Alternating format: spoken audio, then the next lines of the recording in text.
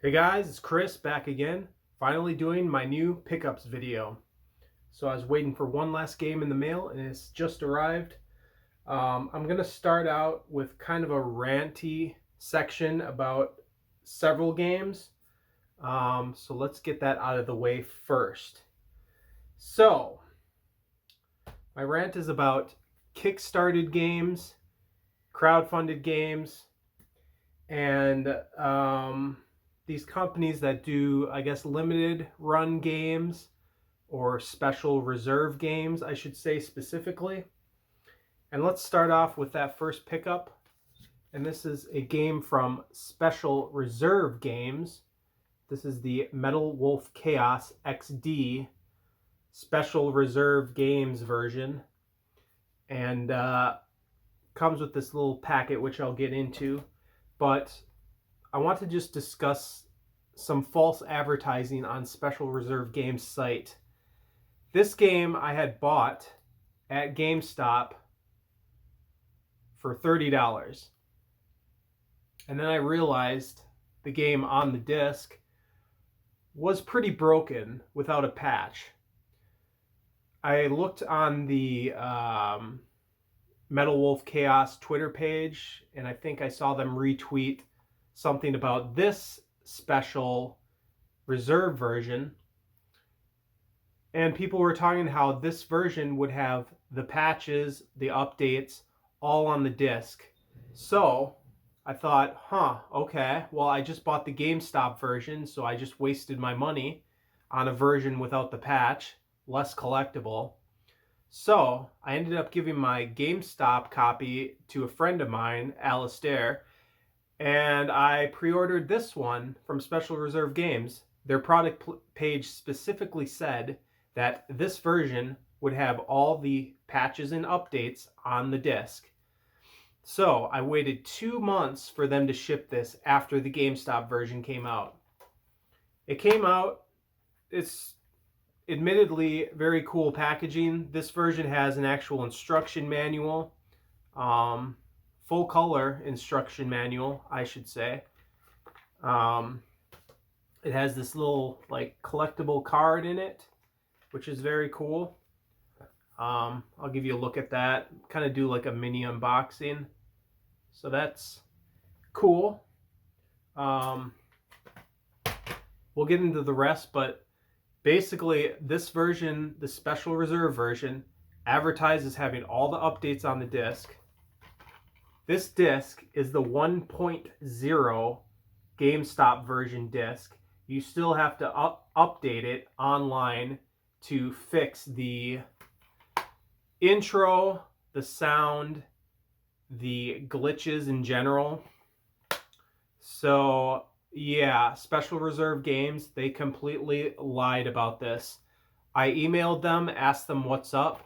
They gave me a canned bullshit response about, oh, if we waited for games to have all the patches, then we would have to wait to manufacture it. Patches are released so we can get the game out and blah, blah, blah, blah, blah. I gave them a screenshot of their website saying all the updates are on the disc. I gave them a picture of my TV screen showing the game disc having the 1.0 version and needing to download the update. And they're just like, oh, we will pass this on to our supervisors. Well, thanks. I already wasted $60 buying 2 copies of this because of this bullshit. So I'm fucking pissed at this kind of shit. Like, this is why I want to quit gaming after this generation. But anyways, at least the packaging is cool, right? The packaging for my glorified digital game.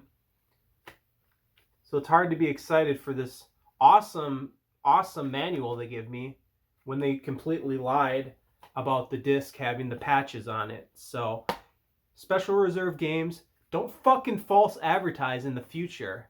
That's not how you treat your fucking customers, especially when you cater to fucking physical collectors. Assholes.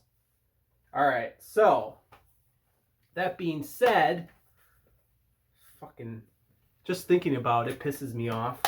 But it did come with this little pamphlet signed by the president. So excited. I definitely get excited about a product after they fleece me of my money. But yeah, it comes with some fucking cards. Ooh. Some fucking cards. Ooh. And another, this is a letter from the president. Let's see if that focuses. Maybe someone can pause the video and read that. It's kind of blurry, but who gives a fuck? And a seal of the president. It's kind of like a rubber material. So yeah, thanks for lying to me, Special Reserve Games. I'll never buy another product from you, dickheads. Now, that rant is over. Now we get to rant about Kickstarter and crowdfunding in general. So, guess what came in the mail today? Shenmue 3. We know how this Kickstarter went. Completely screwed over the PC gamers by promising them a physical disc when in fact the physical disc they shipped is just an Epic Game Store's installer on a disc. Yeah. But I got the PS4 version, luckily. However, first impression, the Kickstarter exclusive slipcase, it doesn't have a fucking label on the spine. So when you put this on the shelf, this is what you see. That's really impressive. This is a really impressive presentation for people who paid $60 for this Kickstarter, and our exclusive slipcase, also really nothing on the back of it. Exclusive slipcase that I won't even use because I don't want that displaying. I want the fucking game logos displaying. On top of that, this game disc, which, yes, Shenmue 3 is real. Big fucking deal. Fuck you. The game disc itself is 24 gigabyte in size.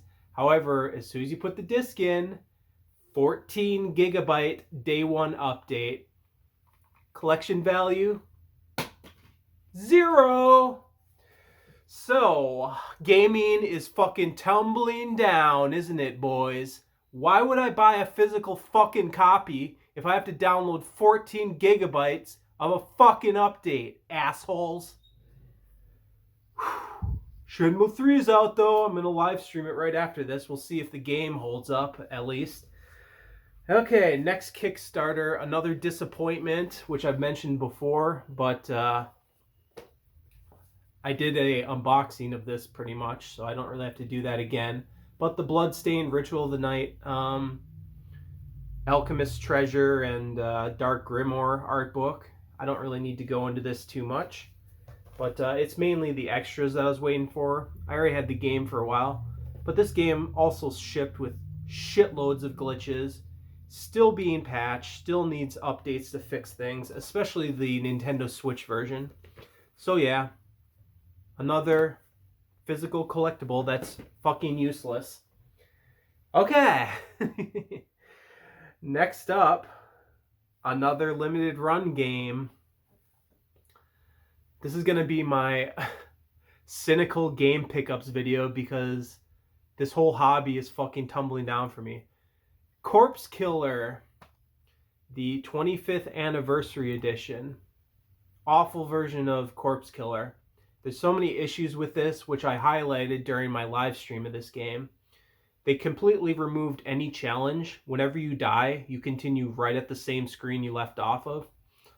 The UI for switching weapons has like minimal color to it. You switch weapons and all you see is like, I'm colorblind, so seeing something change from like green to red or whatever it was, you can't even tell which weapon you've selected, rather than just like highlighting with like a box or something which weapon you selected. Doesn't do anything. Just some really dull colors that colorblind people can't fucking see.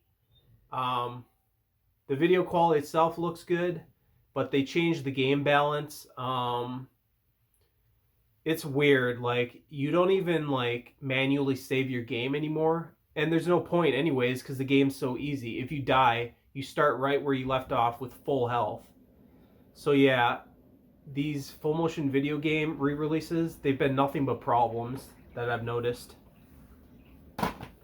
Don't waste your money on the remastered versions of those. Corpse Killer on Sega Saturn is the superior version. Even if the video quality is worse, the gameplay is actually better in the Saturn version. Okay, now we can get a bit more positivity from here on out because I've gotten my ranty stuff about crowdfunding and special reserve games out of the way. Oh wait, no, we have another disappointment. Hideo Kojima's Death Stranding. This is the special edition, which by the way shipped with a damaged box. You can see a slash in the side of the slipcase, and it's slashed on that side too. I colored it in with a bit of black marker, but yeah, that was a great impression right off the bat. I did get $7 back for the damage, but cool looking steelbook case, I'll give them that. A proper fucking steelbook that wasn't fucking damaged. And yeah, I've been playing the game plenty. You know my complaints about it. It's a lot of boring, traversal, badly paced story, woke anti-Trump bullshit in it.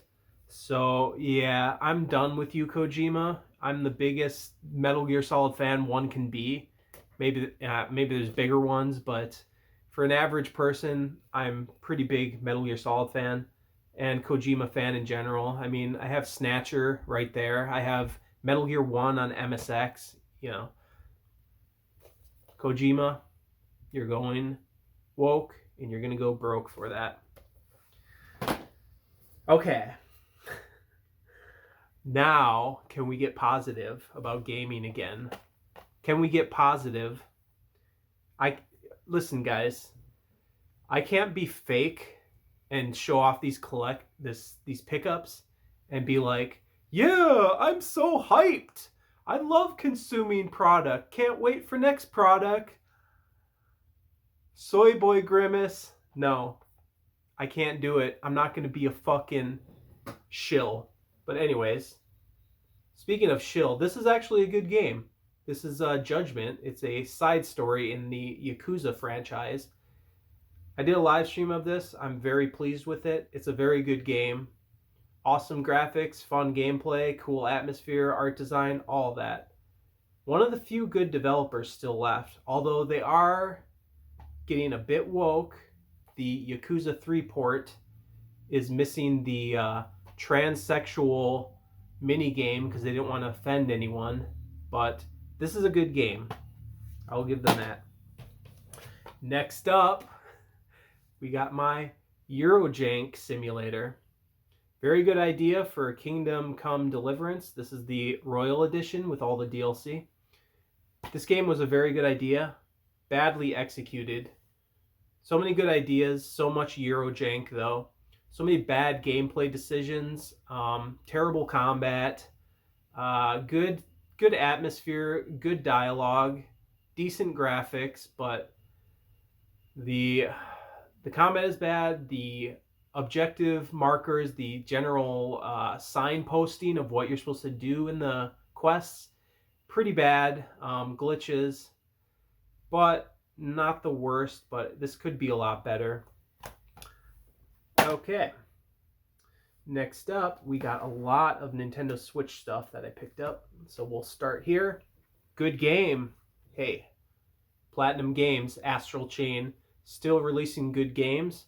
But yeah, I played it for maybe 8 to 10 hours, and I need to get back into it. I kind of took a break from it.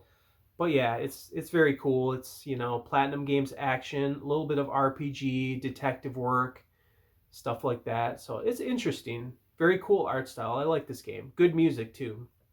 All right, next up. Also a very good game. Daemon X Machina. It's kind of a Armored Core game almost. It's a bit of like Armored Core mixed with maybe Zone of the Enders 2. It has the art design, the artist that did No More Heroes, and I believe one of the Fire Emblem games. But yeah, very good mech combat game. It looks a little bit low budget, but from what I played, the gameplay's pretty solid, but I'll have to play a bit more. I've only played it about 4 hours.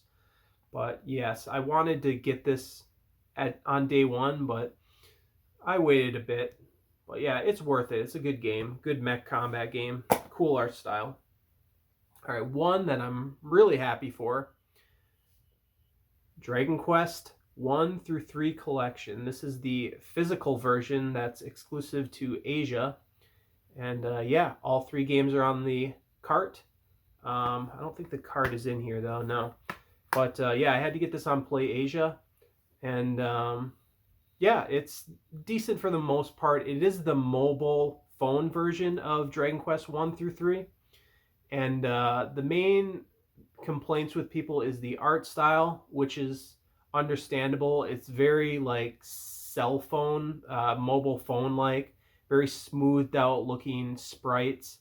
And Dragon Quest 3 on here is missing the enemy battle animations that the Super Nintendo version had, and it's missing the intro that every other version had, including NES. So other than that, it's pretty good though. It's nice to have 1 through 3 on a newer physical format. So I'm not going to be too hard on this one.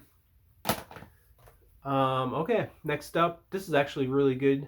Dragon Quest 11. This is the Echo of an Exclusive Age S Definitive Edition.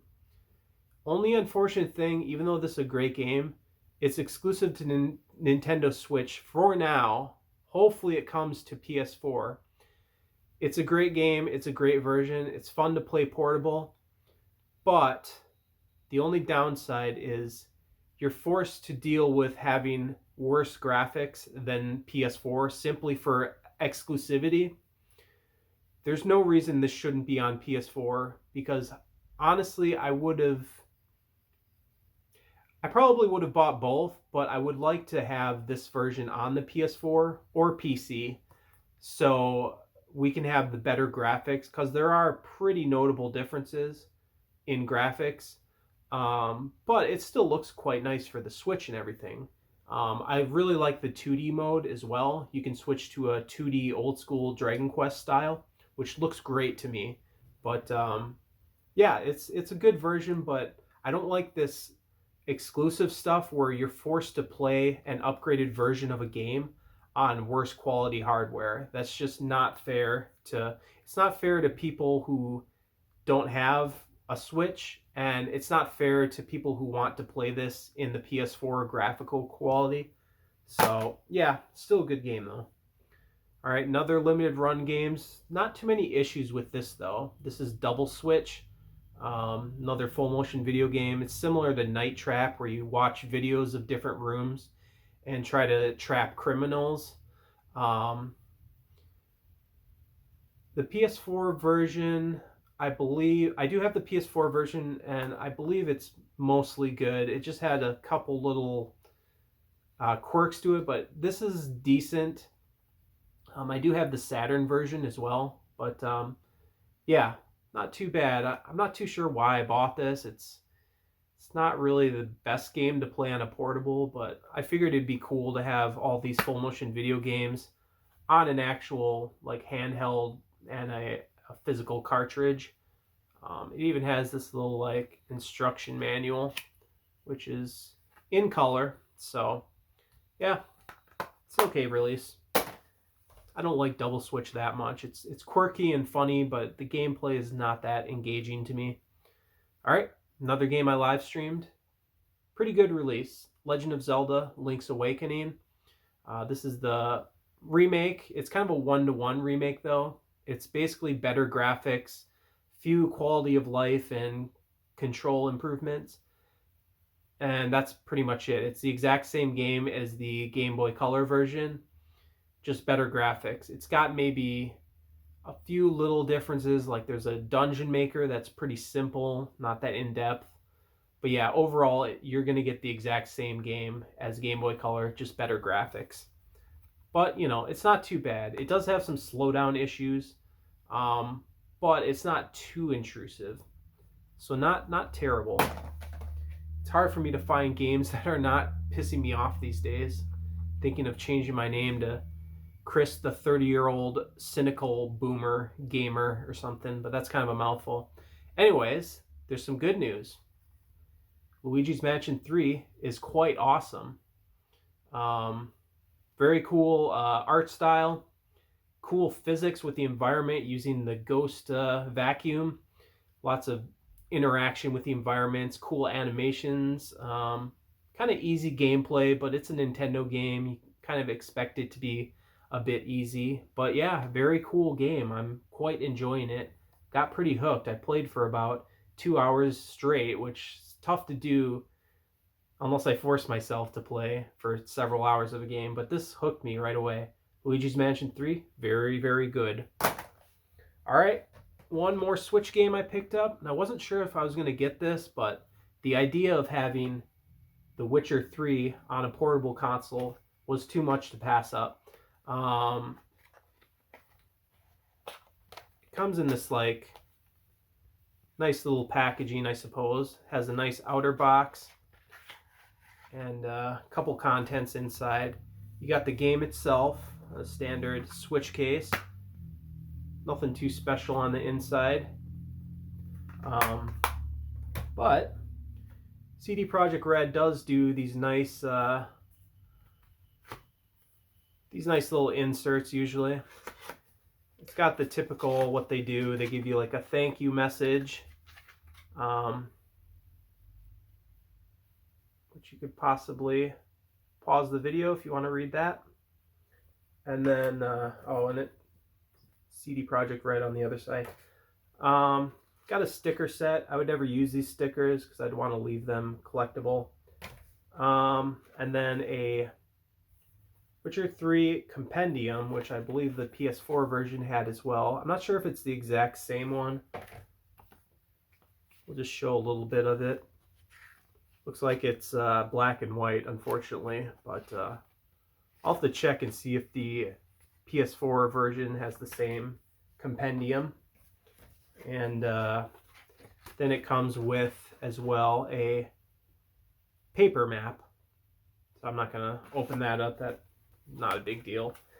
But yeah, Witcher 3 on Switch. Graphically, obviously it's downgraded, but everything's there. I didn't mind the handheld resolution, even though it's pretty low. I think it's like dynamic res between 480p and 540p. But it just looks to me like what a Vita game would look like resolution-wise. And I don't mind that still on a handheld. But on the big screen, it does look pretty damn downgraded. So this is mainly good to play in handheld mode. I helped my mom move recently, and I was stuck with no internet at her new place for about 2 days. And this saved my life from boredom. We didn't even have like any movies to watch together, so I was basically just sitting around either talking to my mom or playing this in bed, and I played this several hours in handheld mode. It was a lifesaver. I mean, it was pretty awesome having Witcher 3 in your hands, portable. So I will give it that. It's pretty cool. So that's all my newer games. We did get, and before I forget, 1 second here. One pickup I got was this accessory, which is the Nintendo Wii nunchuck. Yeah, not that exciting. I found this at Goodwill. I needed an extra one.